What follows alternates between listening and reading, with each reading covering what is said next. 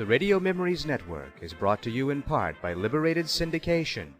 Podcast publishing made easy. Libsyn.com. That's Libsyn.com. Welcome to the Old Time Radio Network Western Stories, riding into the Wild West of gunfighters, tales of cattle drives, and sheriffs. Those tales of rough and rowdy adventures of those heroes of the Wild West. We now go back to the early days of Westerns on the radio and our imaginations with our feature presentation. Brace Beamer. Brace Beamer was a precocious, adventurous youngster. He managed to enlist in the Army in World War I, but was wounded in France while serving with the Rainbow Division, all at the age of 14. Beamer began his radio career in 1922 in Indianapolis and joined station WXYZ in 1932. He'd been the narrator of the Lone Ranger program, as well as playing Sergeant Preston on Challenge to the Yukon. He also appeared as the Lone Ranger himself at public appearances, since the station owners felt he fit the role physically better than series star Earl Gracer. After Gracer was killed in a car accident in 1941, Beamer took over the main role, continuing as the character until the last live episode in 1954. Unfortunately, he was unable to get much other work in radio during his tenure or after, as his distinctive voice typecast him in sponsors' minds.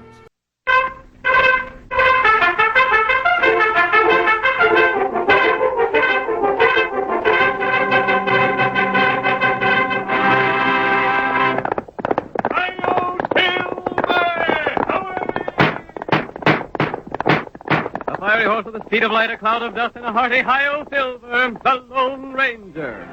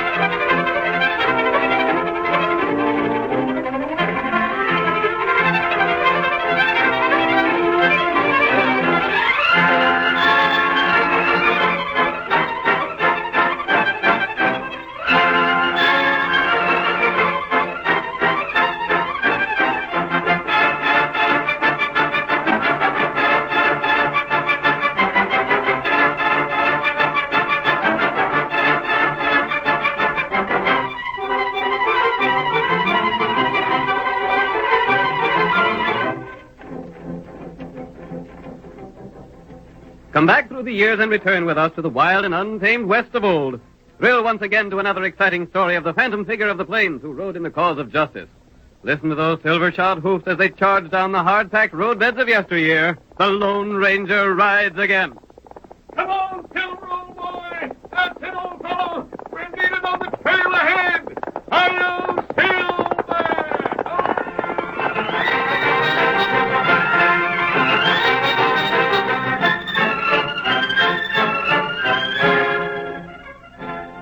The Lone Ranger had made a long and tiring trip.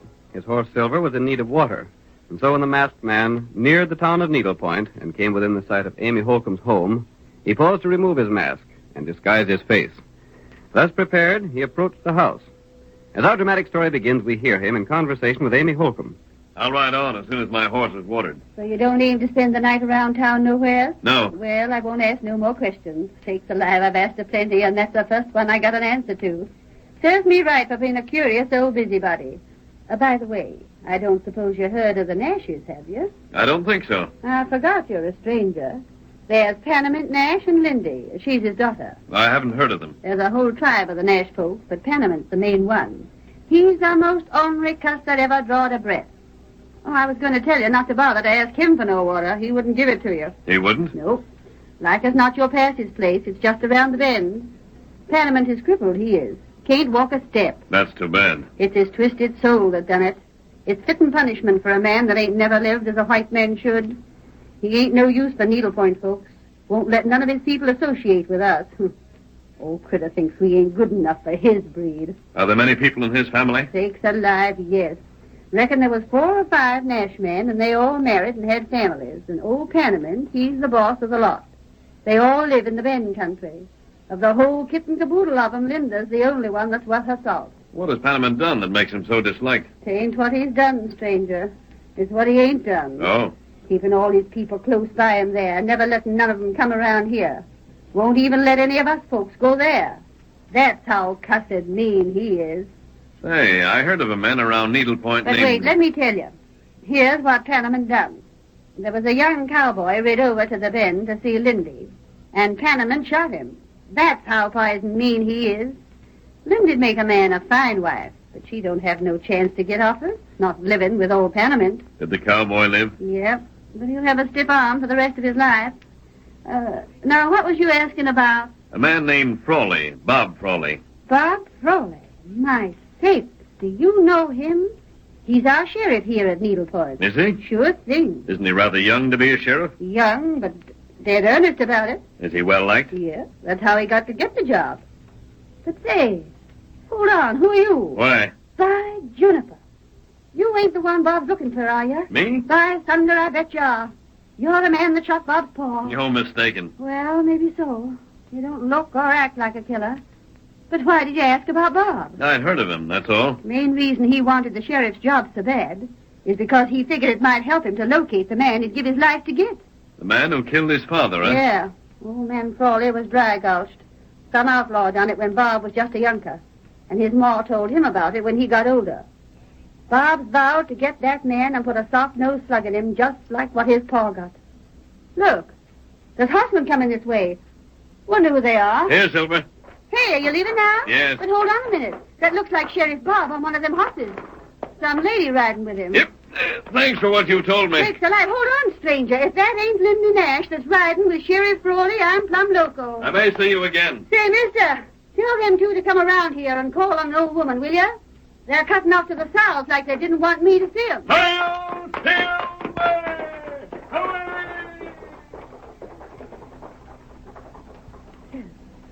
My sakes alive. He called that horse Silver. I wonder. Doggone, it can't be. Silver. I wonder.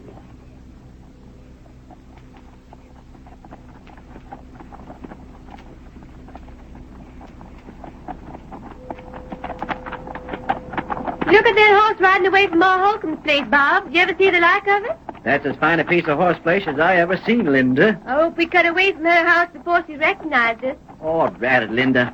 Why we gotta be secret about seeing one another? You know, Bob. You know how Pa feels about all the Needle Point folks. I know, but just the same... If he knowed you and I was meeting each other, there's no telling what he'd do. Likely try to shoot me. Linda, why don't you let me call on him? No, Bob, no. You've got to promise not to. I bet if you let me call on the old fire eater and talk the thing out, I'd get him to say we could be married. No, not yet, Bob. Maybe someday, but not now. Blast it. You know Pa's ideas. He's vowed that none of the Nashes will ever leave the Bend. What's his crazy idea, anyhow? What's he got against the Needle Point folks? I don't know, Bob, but if he ever found out I was seeing you, there's no telling what he'd do. He'd like to take a horse with. I'd like to see him try it. He's just as set in his ways as you are in yours. Now I've got to go. You better turn back here. We're getting into the Bend country. If it wasn't that I'd pledged my maw to square accounts for Pa... Don't say it, Bob. All right. There's one thing I never could understand about your vow, Bob. I'd rather not talk about it. Well, how will you know the killer when you find him? I'll know him. So long ago, you wasn't much more than a baby when it happened. I know I'll find him someday, Linda. He's still alive, I know he is. I'll find him. Years ago, he went by the name of Wildcat, and someday I'll trace him down by that old nickname. Wildcat? Well, Linda, what's the matter? Wildcat. Did you ever hear of him? Tell me more about him, Bob. Well, I don't know much about him, but someone, I don't know who, told Ma the killer's left-handed and walks with a limp. Left-handed and called Wildcat. I've been investigating every left-handed man I hear about, and someday, honey, I'll carry out one of my vows. One of them? Well, the second one is to marry you. Oh. Bob, I gotta leave you here. You go back to Needle Point. I'm heading for the Bend. Get up. Get up there.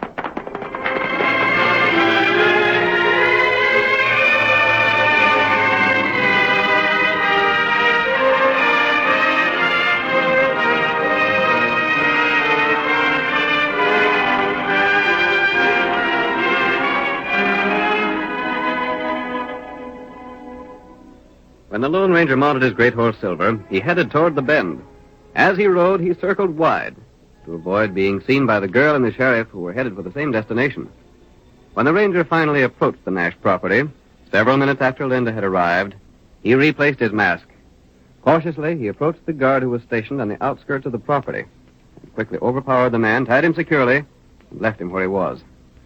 Then the masked man went to Nash's home. It had been his intention to speak to old Panamint, but when he saw Linda enter the house, he stationed himself outside instead. Panamint Nash, for years crippled and chair-ridden, greeted his daughter Linda and her companion, Morgan Nash, a distant relative. Well, about time you got back, Lindy. What did you learn?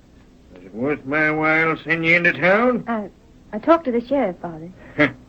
And as soon as most anything happens to have you talking to needlepoint folks, and to have some information.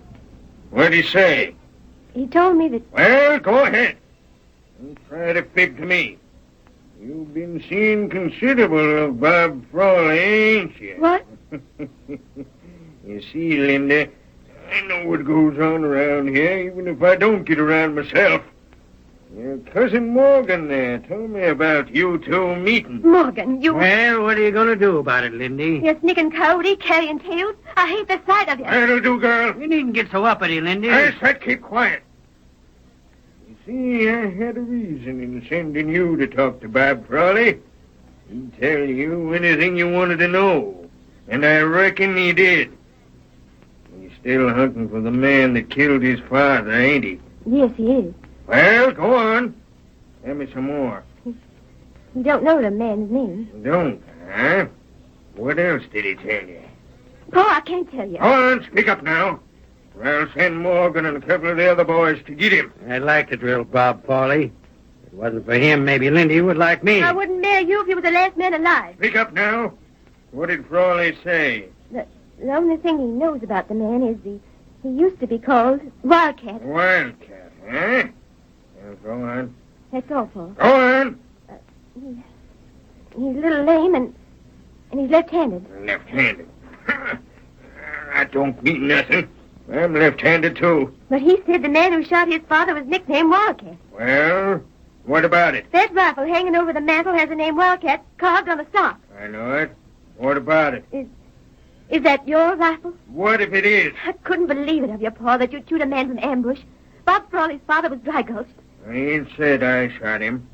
Anyhow, if I did, what would you do about it? I'd run off, that's what I'd do. I'd leave here forever. She's fixing to leave here someday anyhow, Uncle Panamint. That wouldn't surprise me none. He's not telling the truth, Pa. Oh, yes, I am. You're fixing to run off and marry that good-for-nothing sheriff. He's not good for nothing. He's the best sheriff this county's ever seen. You see, Uncle Panamint? You see how she comes to his defense? Yeah.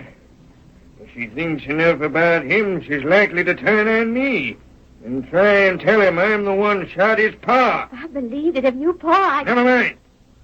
Morgan, Yeah? we ain't going to take no chances on her running away. No, wouldn't be good sense to. what are you going to do? Morgan, take Lindy to her room, lock the door, and bring the key to me. You can't keep me a prisoner. We'll do it for the time being.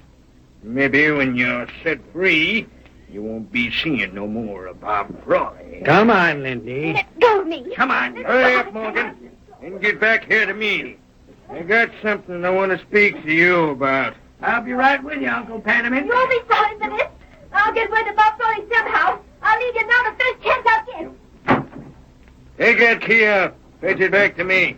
He's locked in safe now. You can get out through the window if we ain't careful. I'll tend to that. I'll have a couple of the boys put some slats over the window so she can't get out that way. That's a good idea. Did you want to see me about something else? Yeah. You're far enough removed to marry Lindy. I'd sure enough like to. Your third cousin. That'd be all right. Yeah, only she don't seem to care much about me. I'd make her a good husband, though, Uncle Panamint. I'm a good, steady man. That girl's all in the world I care about.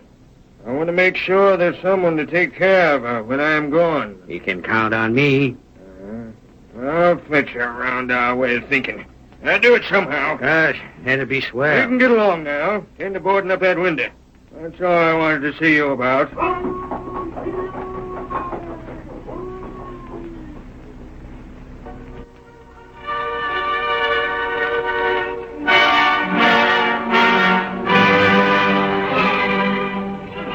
The curtain falls on the first act of tonight's thrilling Lone Ranger drama. Before the next exciting scenes, please permit us to pause for just a few moments.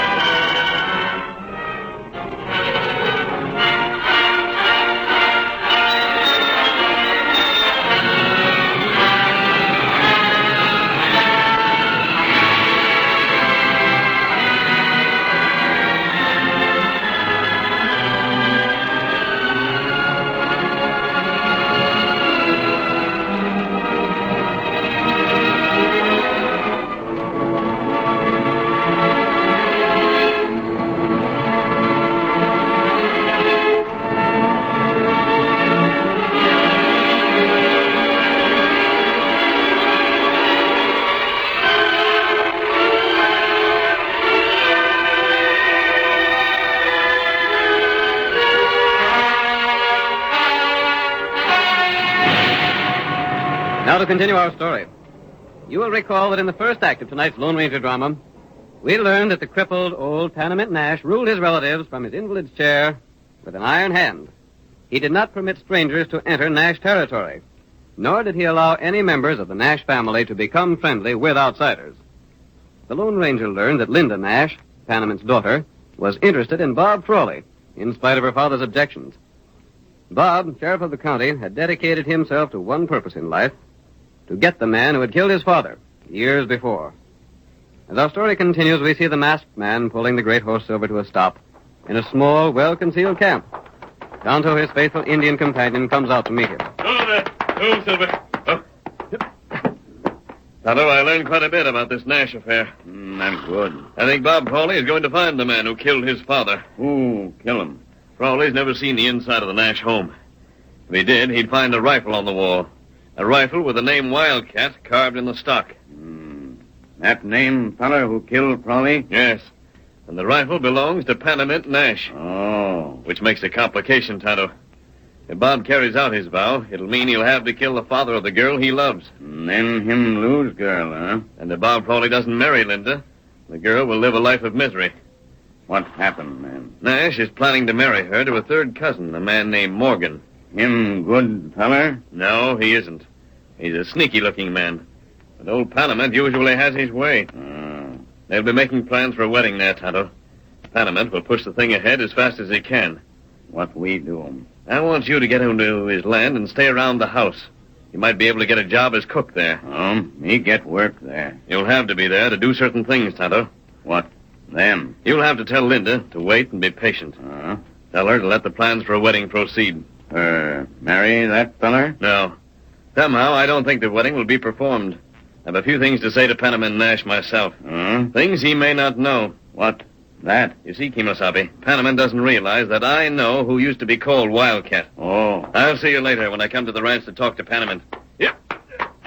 Hi-yo, Silver!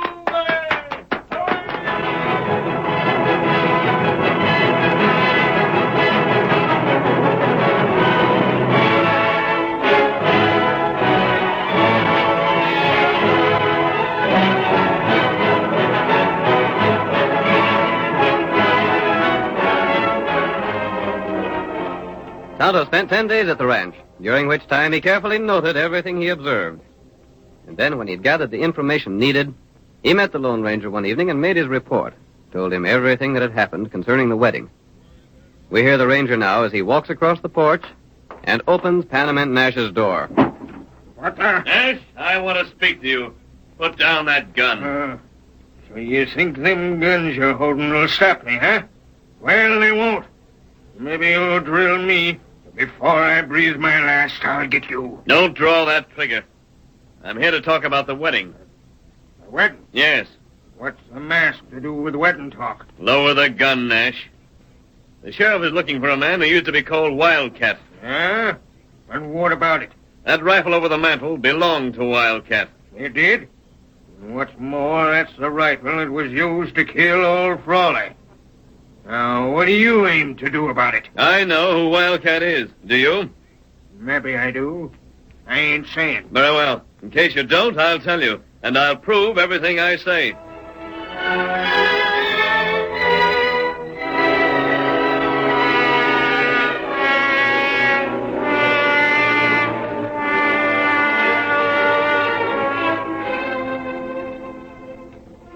the Lone Ranger compelled the attention of Panamint Nash.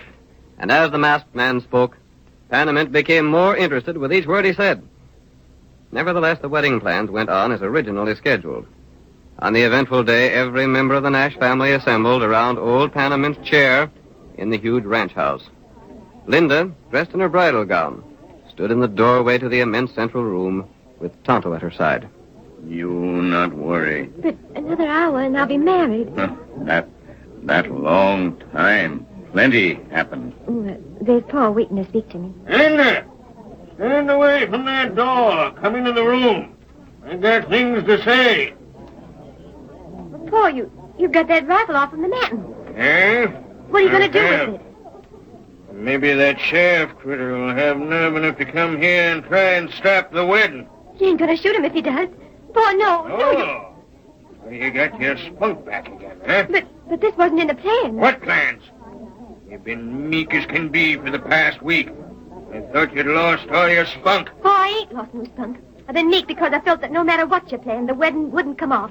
That's why I agreed to everything you said. But if you plan to shoot Bob Frawley... Oh, you're looking for him to come here, Yes, huh? I am. He loves me. He'll defy the whole pack of Nashes to keep me from marrying a man I hate. Oh? If you try to shoot Bob Frawley, I'll stand before that gun. It's enough that you killed his father. You ain't going to kill him, too. No. You grin about it. Oh, Paul, I don't know why I don't hate and despise a man like you. Don't you? I haven't so far. There's something seems to tell me that... I just won't believe you killed Bob's father till you confess it. Mm-hmm. But if you shoot Bob, I'm... Nash. Oh, Bob! Well, Frawley, I heard about this wedding. Bob, look out. He's going to use that rifle on you. You better not. you got a sight of nerve to come here, Frawley. All right, maybe I have. You better let me have that rifle. Stand away from in front of me. I want to keep an eye on the door at the other end of the room. For what? Never mind. Frawley, I didn't think you'd have the spunk to come here like this. You're the first needlepoint man to set foot inside this house. And when I leave, Linda's leaving with... What's that on that rifle? Huh? Let me see that gun stock. Ain't no affair of yours. Let me see it. Who owns the rifle? Is that yours? I ain't said so. Bob, listen, Bob. Don't be hasty. That's an old rifle. It's been over the mantel ever since I can remember. Quiet. You, Sam. Keep clear of that door down there. I want to see who comes in. I was saying, Bob, that rifle... Now, look. It ain't even loaded. I'll show you that it ain't. Squeeze the trigger. It was loaded. Hey, Morgan's been hit. What the... You shot your nephew. Morgan. Hit him right through the heart, Nash. It's a good thing there wasn't anybody else coming through that door, ain't it? You've killed a bridegroom. Your own nephew. You don't seem a bit concerned. Say, I'd like to know if that was an accident or on purpose. Save your wind. But I'd like to know... See this here gun? See that wildcat on the gun stock? Yes. That's the gun that killed your pa. Did you shoot him? If you did, Panamint Nash, I'll put a bullet right between your eyes. I'll show you... No, Bob, don't. Please, he's my father. I don't care who he is. My father was dry gulched, shot from behind, and I swore I'd... Let me talk. Your father and me was the best of friends. I know it. I never dreamed that you'd be the one. I was with your old man when he fell. The shot that killed your pa was aimed to kill me. It was. Yeah. There wasn't no use me telling that before now. Nobody would believe it. If you knowed I was with your pa when he fell, you'd have come accusing me years ago, just like you're doing now. Yeah. Then it wasn't you, Paul. No, it wasn't. It was some one of the Nash men that fired that shot. And he wanted to get me. He wanted to kill me for my cash. You know who it was? I know now, but I didn't at the time. Who? Let me get to it in my own time, boy. I've got a story to tell. Go on, Paul. I swore at the time I'd get the critter that killed my best friend. The ornery coyote that aimed to kill me. I was the only one in the whole Nash tribe that had any money. I left a will dividing it among them. Well, when I knowed one of them was gunning for me from the Arroyo, I figured to bring the whole pack of them here to live together. That was years ago. Just before you was born, Linda. It took time to round the whole tribe up, but I done it. I kept 'em broke. I give 'em orders and kept them orders followed out. I kept 'em all here where I could watch 'em. Gosh. I was hunting the same thing you was, Bob Frawley. I was hunting the killer of your father. Your old man knowed it was Wildcat who done the shooting, And he didn't talk to me. He wouldn't tell me who it was because he knowed it was one of my own family. He figured I'd side with my own flesh and blood if he told me. Tell me who it is, Nash. I'll see your revenge carried out. Ain't no need for that. The killer's already paid in full. You mean he's gone? He's gone. Gone with the same gun he used to kill your pa. You don't mean Morgan? That's just who I mean. Morgan. That gun with Wildcat burned into the stock was Morgan's rifle. But you was going to have me marry him. There's a different reason for that, honey. I knowed you cared a lot about Bob Frawley, but I didn't know how much he cared for you. Then you never intended having the wedding go through? I intended to stop it just as I done.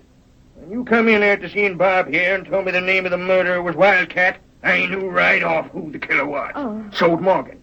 He stood right here in the room while you were telling me, but you didn't note his face. You was watching me too close. But I thought you was the one, Pa. Oh, gosh, And Morgan, he figured I didn't know he was gunning for me when he killed Frawley. That's why he weren't worrying. You see, he threw the suspicion for the killing on me by telling your ma, Bob, that the killer was left-handed and walked with a limp. See here, Nash. Do you mean this whole wedding was just a put-up job To see if you had spunk enough to get the girl you loved before she married a man she didn't care for. I'm here. Well, all right. What are you going to do about it? I'm going to marry Linda. It's about time you talk like that. And you, Linda, it's about time you got some spunk back in you. You know, Pa, I never did lose my spunk. Well, then you sure did a fine piece of acting these last few days. I was most broke up seeing how you kowtowed to everything I said. Sure I did. Because the Injun told me how to act. I wasn't worried a minute about having to marry Morgan Nash. The Injun? I reckon that must have been Tonto. You know him? I know his masked partner. It was him that come and told me to get here and get my girl. Yeah, the masked man. I don't know who he is, but he seemed to know that things needed doing. And to think I was ready to shoot him for busting in on me like he done.